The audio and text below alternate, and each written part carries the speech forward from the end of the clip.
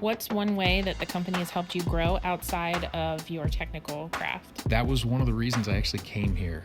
I was wavering on some things, and they're like, nah, seriously, we're behind you all the way. They were very, very supportive and still continue to be supportive to other people other than myself. All of the classes that we get to take, I was able to take AWS 101 and get my AWS certification.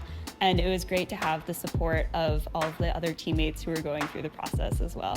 Learning how to collaborate with teammates that don't necessarily have the same domain expertise as you. There are a lot of decisions that need to happen to get software deployed. Before I joined the team, it was much more of a black box to me, and now I feel like I have the skills to work with all the teammates to get data science projects off the ground. This last summer, I was the tech lead for the interns. I don't know if I would have gotten that kind of leadership opportunity right away at a different company. There were a lot of people that were very supportive while I was in that role.